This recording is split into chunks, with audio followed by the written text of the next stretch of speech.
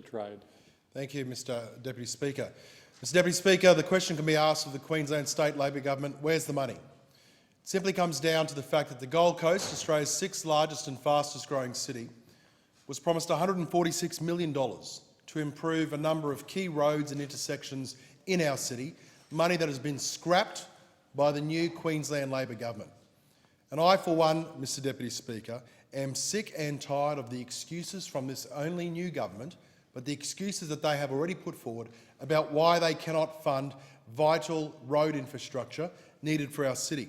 And I'd highlight the fact, Mr Deputy Speaker, that the federal coalition is doing its part. We've increased funding to Queensland over the next 4 years, increased by $6.7 billion. And what's more, when it comes to road funding, between 2013-14 and 2018-19, we're providing Queensland an extra $2.5 billion for road funding.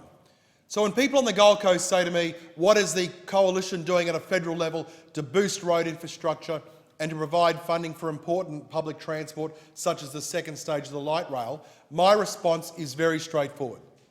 We are providing an extra $2.5 billion, not forecasted by the Queensland State Government. It represents a complete windfall for the Queensland State Labor Government. We're providing that extra money because of the prudent way in which the Commonwealth Government has been managing finances after the 6 years of excess of the previous Rudd-Gillard-Rudd governments.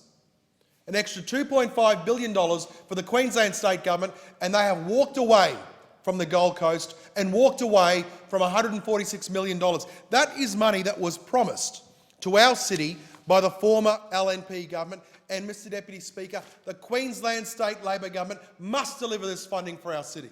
They must deliver it because it is only fair, equitable and appropriate for the fastest growing city in Australia and for the second largest regional city in Queensland.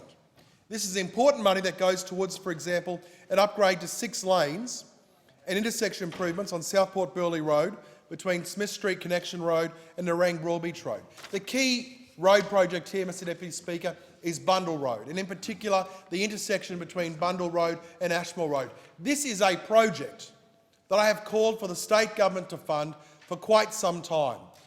The state LNP government were going to step up to the plate, but where's state Labor? I say to Anastasia Palaszczuk, I say to Jackie Trad, I say to all the state Labor MPs, enough excuses, enough prevaricating. You have $2.5 billion extra.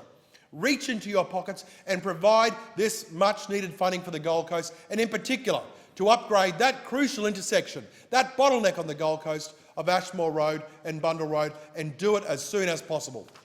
Well, the honourable